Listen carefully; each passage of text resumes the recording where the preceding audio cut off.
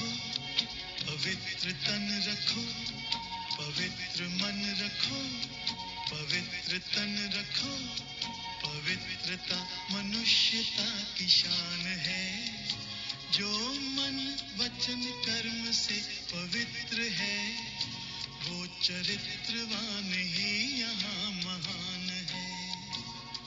पवित्र मन रखो, पवित्र तन रखो, पवित्रता मनुष्यता की शान है। जो मन वचन कर्म से पवित्र है, वो चरित्रवान ही यहाँ महान है।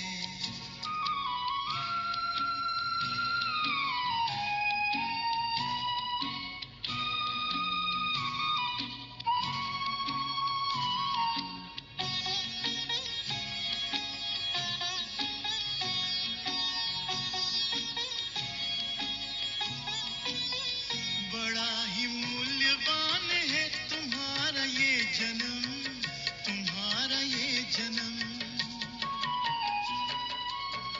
बड़ा ही मूल्यवान है तुम्हारा ये जन्म, तुम्हारा ये जन्म। जगत की कर्म भूमि में करो भले कर्म, करो भले कर्म। अच्छे रखो विचार, उत्तम करो व्यवहार। अच्छे रखो विचार, उत्तम करो व्यवहार। आदर्श व्यक्ति की ये पहचान है।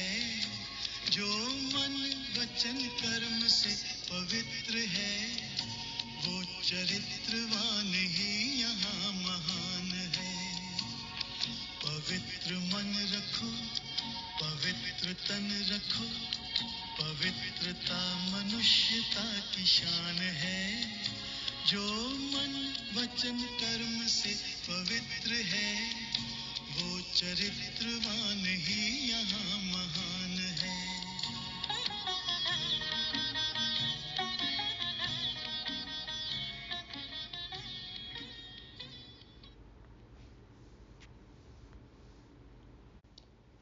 ओम शांति।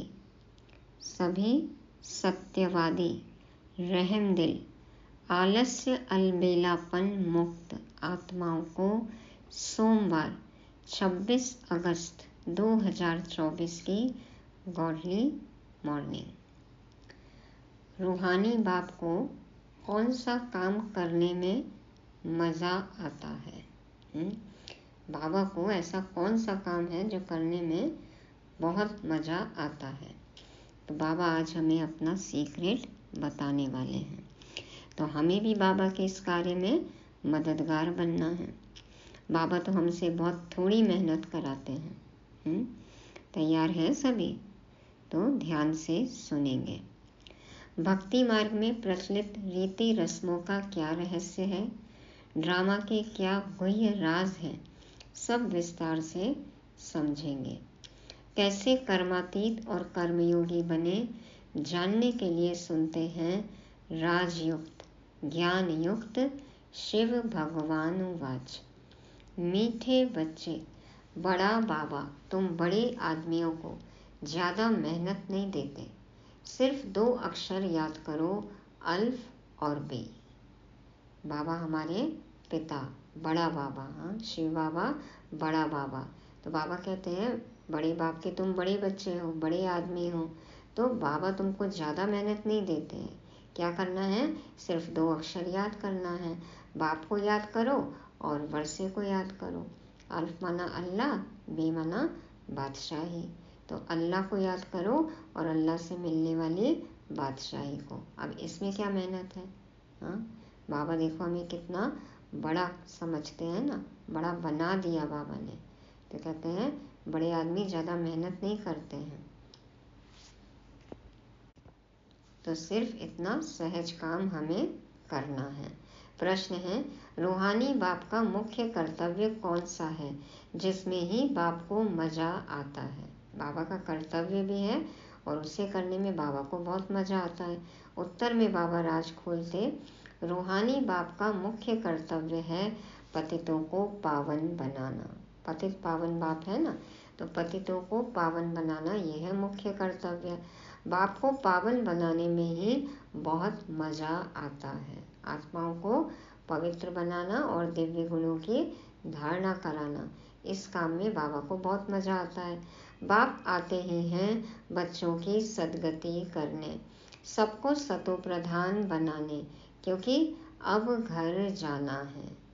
बच्चों की सद्गति करने, सबको सतो प्रधान बनाने बाबा आते हैं, क्योंकि अब घर जाने का समय है। सिर्फ एक पाठ पक्का करो, हम देह नहीं आत्मा है। क्या पक्का करना है? कि हम देह नहीं हैं, आत्मा है। इसी पाठ से बाप की याद रहेगी और पावन बनेंगे। आत्मा का पाठ पक्का होगा तो परमात्मा बाप की याद रहेगी और बाबा को याद करते रहेंगे तो हम पावन बन जाएंगे।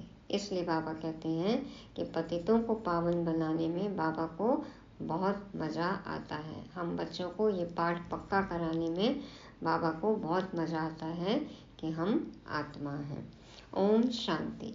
रूहानी बाप बैठ रूहानी बच्चों को समझाते हैं।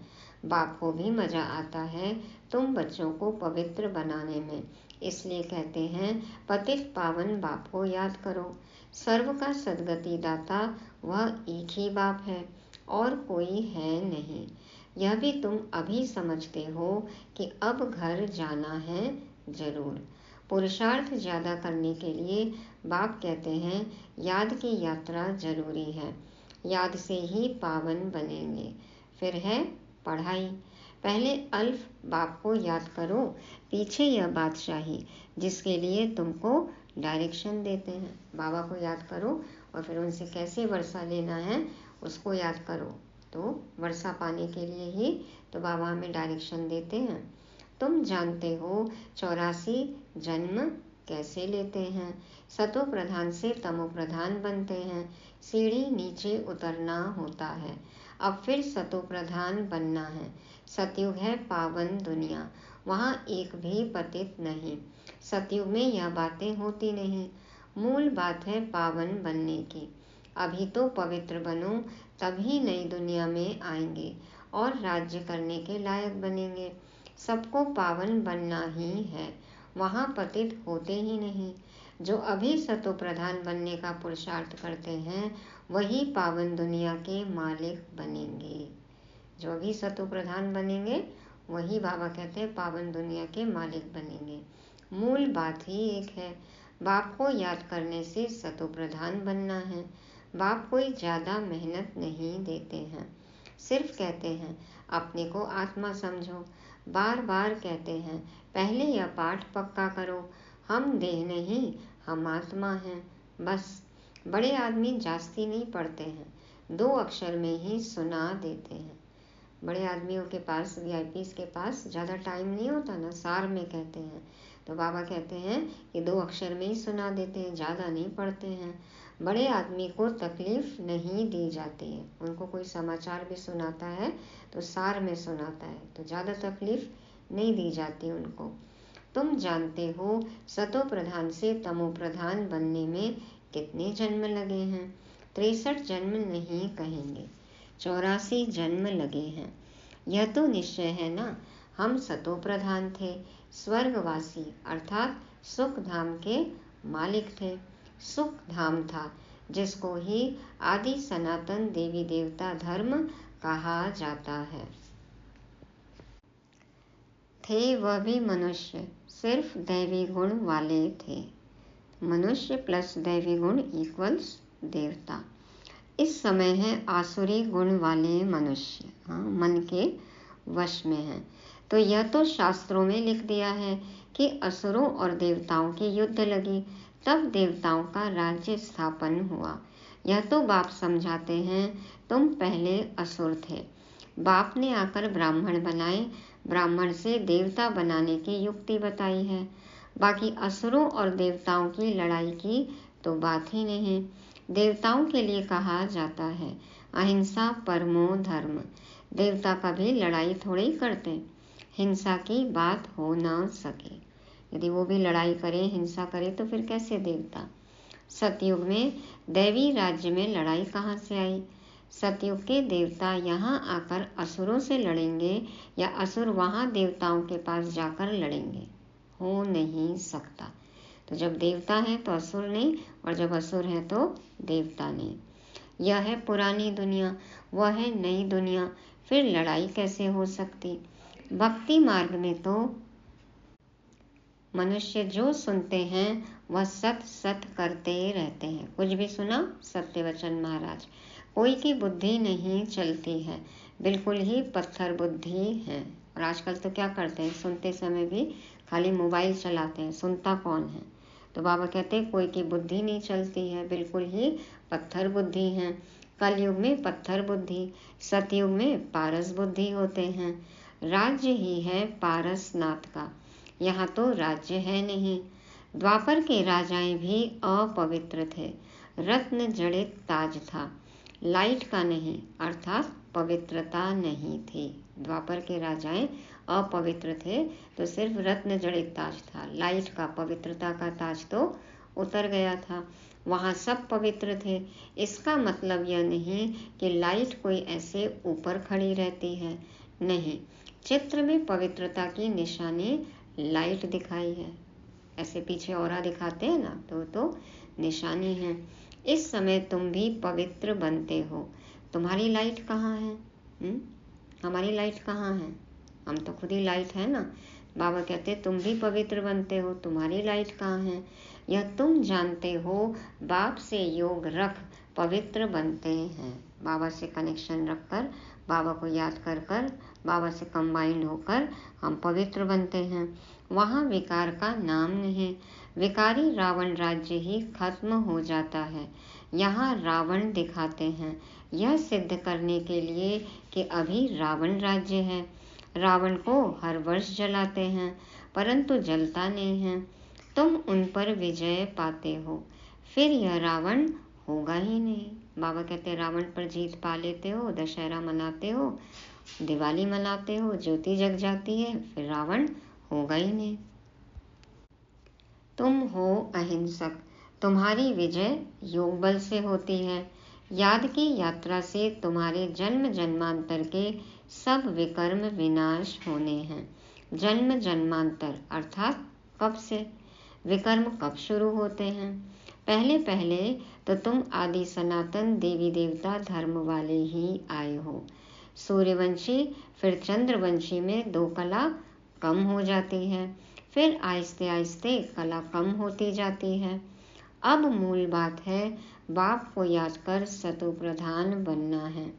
जो कल्प पहले सतो प्रधान बने थे वही बनेंगे, आते रहेंगे। जितने बच्चे बने, जब बने, जितने बने वैसे ही बनेंगे, आते रहेंगे। नंबरवार तो होते हैं, फिर ड्रामा अनुसार जब आएंगे तो भी नंबरवार ऐसे ही आएंगे, आकर जन्म लेंगे। ड्रामा कितना विचित्र बना हुआ है, इसको जानने के लिए भी समझ चाहिए।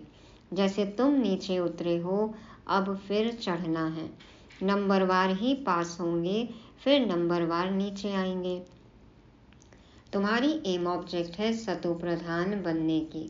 सब तो फुल पास नहीं होते हैं, 100 मार्क से फिर कम कम होते जाते हैं, इसलिए बहुत पुरुषार्थ करना है।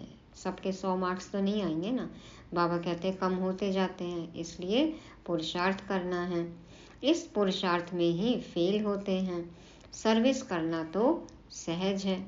म्यूजियम में तुम किस रीति समझाते हो, उससे हर एक की पढ़ाई का मालूम पड़ जाता है।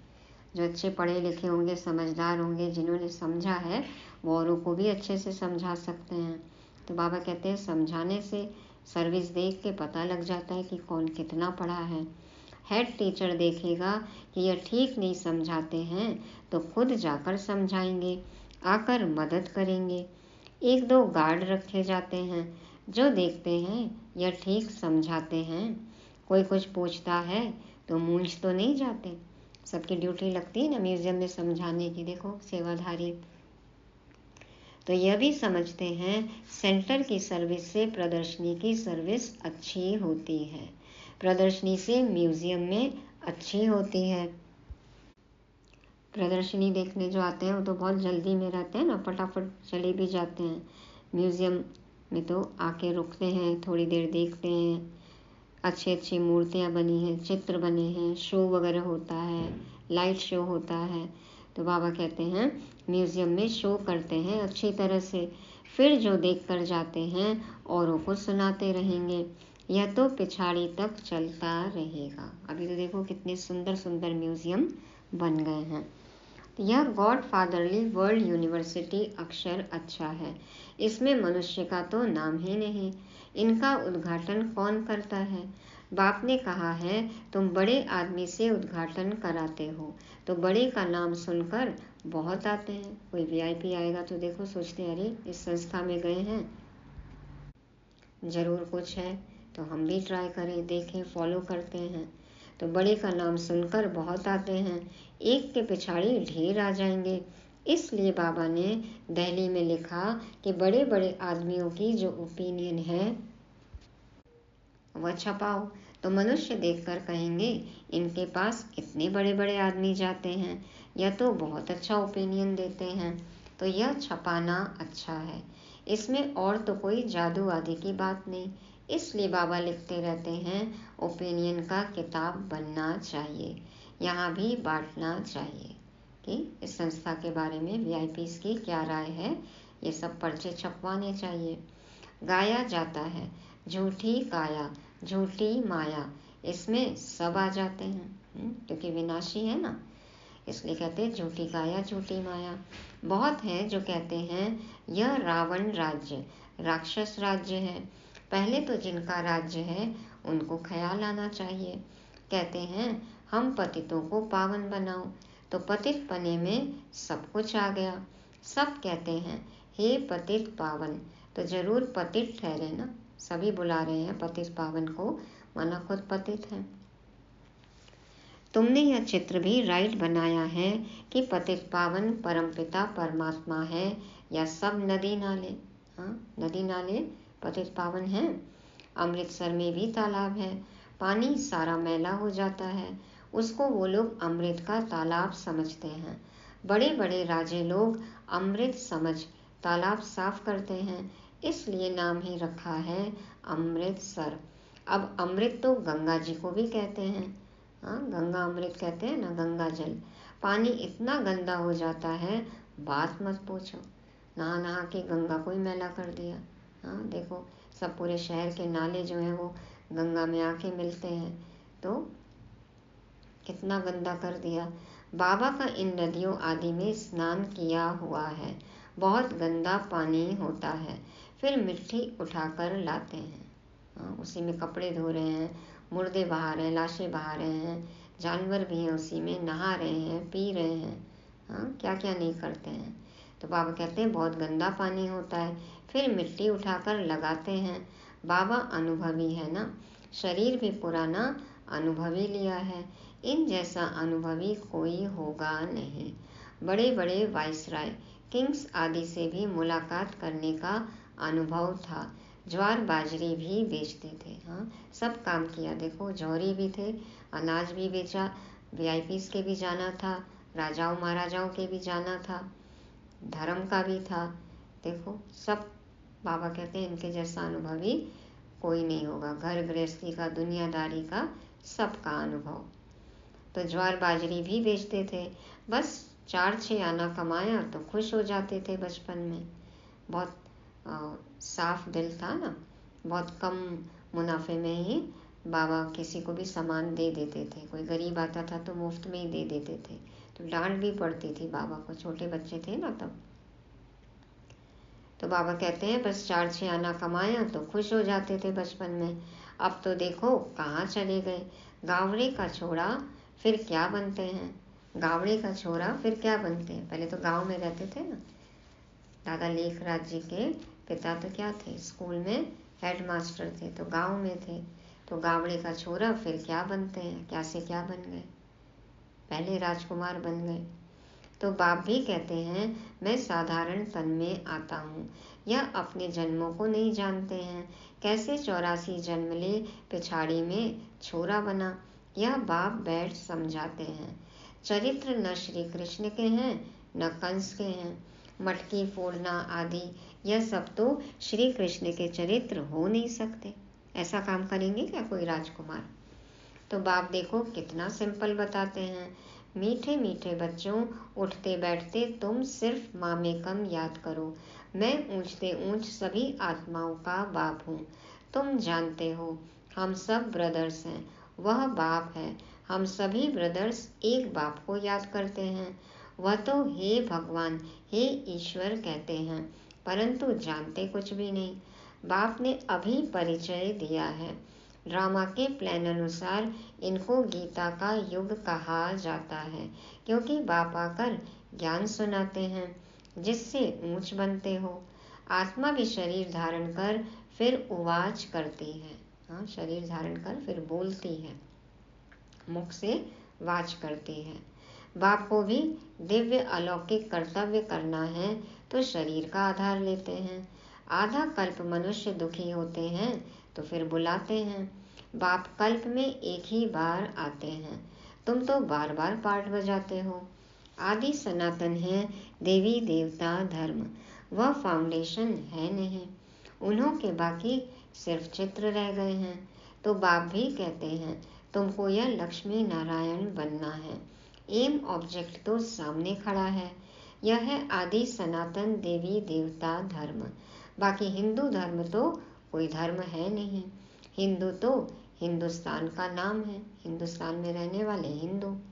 जैसे सन्यासी ब्रह्म अर्थात रहने के स्थान को भगवान कह देते हैं, वैसे यह फिर रहने के स्थान को अपना धर्म कह देते हैं। आदि सनातन कोई हिंदू धर्म थोड़े ही था। हिंदू तो देवताओं के आगे जाकर उनको नमन करते हैं, महिमा गाते हैं। जो देवता थे वही हिंदू बन गए। जो खुद देवता, जो खुद पूज्य, वही पुजारी बन गए, अपने आप को हिंदू कहलाने लग गए। धर्म भ्रष्ट कर्म भ्रष्ट हो गए हैं और सभी धर्म कायम हैं। यह देवता धर्म ही प्राय लोप है। आप ही पूज्य थे, फिर पुजारी बन देवताओं की पूजा करते हैं। कितना समझाना पड़ता है। श्री कृष्ण के लिए भी कितना समझाते हैं। वह स्वर्ग का पहला प्रिंस है, तो 84 जन्म भी उनसे ही शुरू होंगे। बाप कहते हैं बहुत जन्मों के अंत के भी अंत में मैं प्रवेश करता हूँ, तो उसका जरूर हिसाब तो बताएंगे ना।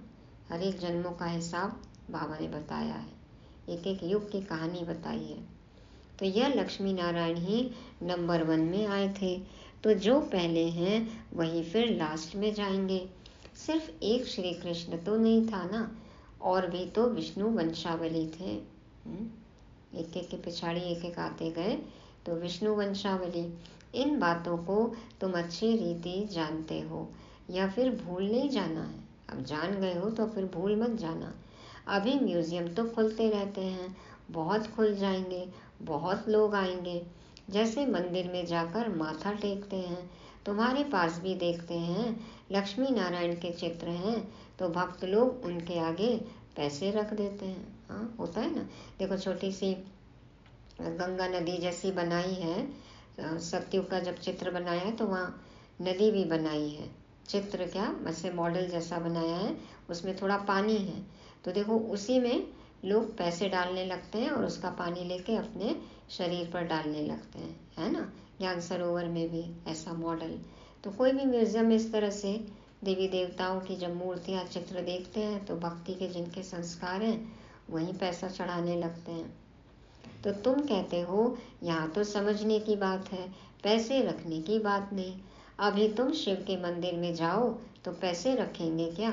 तुम जाएंगे समझाने की एम से, क्योंकि तुम इन सब की बायोग्राफी को जानते हो। मंदिर तो बहुत है, अब तो जिसका भी मंदिर हो उस सब की बायोग्राफी हम जानते हैं। तो अब कोई थोड़ी भक्ति करेंगे पैसे चढ़ाएंगे, अब तो समझाने के, सेवा के उद्देश्य से जाएंगे ना।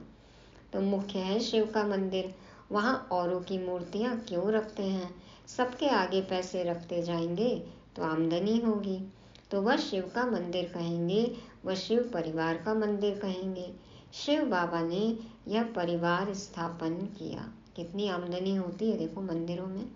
अब तो बैंक वाले भी मना करते हैं कि चिल्लर मत लाइए, यहाँ पर चिल्लर रखने की जगह ही नहीं है। तो बाबा कहते हैं शिव बाबा ने यह परिवार स्थापन किया। सच्चा सच्चा परिवार तो तुम ब्राह्मणों का है। शिव बाबा का परिवार तो शालिग्राम है। फिर हम भाई बहन का परिवार बन जाते हैं। पहले भाई भाई थे, फिर बाप आते हैं तो भाई बहन बनते हैं। फिर तुम सतयुग में आते हो तो वहाँ परिवार और बड़ा होता है, वहाँ भी शादी होती है तो परिवार और वृद्धि को पाता है। घर अर्थात शांति धाम में रहते हैं तो हम भाई हैं, एक बाप है ना, एक बाप है और हम सब आत्माएं आपस में भाई भाई। फिर यहाँ प्रजापिता ब्रह्मा की संतान भाई बहन हैं और कोई नाता नहीं है। फिर रावण राज्य में बहुत वृद्धि होती जाती है, कितने संबंध हो जाते हैं, कितनी उलझन, कितने लड़ाई झगड़े। तो बाप सब राज समझाते रहते हैं, फिर भी कहते हैं मीठे मीठे बच्चों, बाप को याद करो तो जन्म जन्मांतर के पापों का बोझा उतर जाएगा। पढ़ाई से पाप कटेंगे नहीं कटेंगे, पढ़ तो लिया, पाप कटेंगे उससे? पढ़ाई से पाप नहीं कटेंगे, बाप की याद ही मुख्य है। तो पढ़ाई तो क्या है, थ्योरी है, याद है प्रैक्टिकल। तो जब तक प्रैक्टिकल नहीं करेंगे पाप नहीं कटेंगे। तो बाप की याद ही मुख्य है। हमारी याद कैसी हो, योग कैसा हो, ज्ञान पर आधारित हो। अच्छा, मीठे मीठे सिकी लदे बच्चों प्रति माता पिता बाप दादा का याद प्यार और गुड मॉर्निंग। रूहानी बाप की रूहानी बच्चों को नमस्ते। हम रूहानी बच्चों की रूहानी बाप दादा को याद प्यार गुड मॉर्निंग और नमस्ते। शुक्रिया बाबा, शुक्रिया। धारणा के लिए मुख्य सार। पहला पॉइंट, फुल मार्क्स से पास होने के लिए अपनी बुद्धि को सतो प्रधान पारस बनाना है। मोटी बुद्धि से महीन बुद्धि बन ड्रामा के विचित्र राज को समझना है। दूसरा, अभी बाप समान दिव्य और अलौकिक कर्म करने हैं। डबल अहिंसक बन योग बल से अपने विकर्म विनाश करने हैं। वरदान, कर्म और योग के बैलेंस द्वारा ब्लेसिंग का अनुभव करने वाले कर्म योगी भव। कर्म और योग के बैलेंस द्वारा ब्लेसिंग का अनुभव करने वाले कर्म योगी भव। बाबा समझाते हैं कर्म योगी अर्थात हर कर्म योग युक्त हो, हर कर्म योग युक्त हो, माना बाबा को साथ रखकर हर कर्म करें। कर्म योगी आत्मा सदा ही कर्म और योग का साथ अर्थात बैलेंस रखने वाली होगी। कर्म और योग का बैलेंस होने से हर कर्म में बाप द्वारा तो ब्लेसिंग मिलती ही है, लेकिन जिसके भी संबंध संपर्क में आते हैं उनसे भी दुआएं मिलती हैं। क्यों? क्योंकि बाबा के साथ कर्म कर रहे हैं, बाबा को याद करके कर रहे हैं, तो हमारे कर्म क्या होते हैं, साधारण नहीं होते हैं, असाधारण हो जाते हैं। तो बाप से तो दुआएं मिलती हैं, साथ साथ संबंध संपर्क में भी आते हैं तो उनसे भी दुआएं मिलती हैं। कोई अच्छा काम करता है तो दिल से उसके लिए दुआएं निकलती हैं कि बहुत अच्छा है, बहुत अच्छा मानना ही दुआएं हैं। कोई कहता है कि हाँ आपने बहुत अच्छा किया, आपको बहुत अच्छा लगा, फ़ायदा हुआ, तो ये सब क्या है, दुआएं मिलना ही है। स्लोगन, सेकंड में संकल्पों को स्टॉप करने का अभ्यास ही कर्मातीत अवस्था के समीप लाएगा। सेकंड में संकल्पों को स्टॉप करने का अभ्यास ही कर्मातीत अवस्था के समीप लाएगा। 1 सेकंड में अपने संकल्पों को विराम दे दें, इसकी प्रैक्टिस होनी चाहिए। जब ऐसी प्रैक्टिस हो जाएगी तो कर्म के फल के प्रभाव से हम प्रभावित नहीं होंगे और धीरे धीरे कर्मातीत अवस्था को प्राप्त करेंगे। तो ये थी आज की मुरली। क्या करना है? पहली बात, अल्फ और बे को याद करना। क्या करना है? अल्फ और बे को याद करना। दूसरा, मोटी बुद्धि को महीन बनाना है। तीसरा, दिव्य और अलौकिक कर्म करना है। हाँ, अब साधारण कर्म नहीं, बाप समान दिव्य और अलौकिक कर्म ही करना है। और चौथा, कर्म और योग का बैलेंस रखना है। और पांचवा, 1 सेकंड में फुल स्टॉप लगाना है। 1 सेकंड में फुल स्टॉप लगाएंगे तभी हम हमारी मंजिल पर पहुंचेंगे। क्या मंजिल है? कर्मातीत, बाप समान। ओम शांति।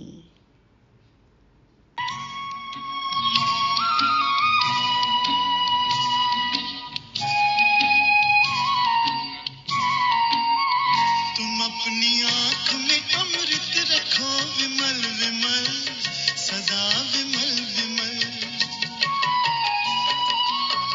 तुम अपनी आँख में अमृत रखो विमल विमल, सदा विमल विमल। तुम्हारी वाणी में माधुर्य हो सरल सरल, सदा सरल सरल। तुम हो के निर्विकार, सबका करो सत्कार। तुम हो के निर्विकार, सबका करो सत्कार। ये जन्म तुम्हारा इम्तिहान है, जो मन वचन कर्म से पवित्र है, वो चरित्रवान ही यहाँ महान है। पवित्र मन रखो, पवित्र तन रखो, पवित्रता मनुष्यता की शान है। जो मन वचन कर्म से पवित्र है, वो चरित्रवान ही यहाँ महान है। पवित्र मन रखो, पवित्र मन रखो, पवित्र मन रखो, पवित्र मन रखो, पवित्र मन रखो।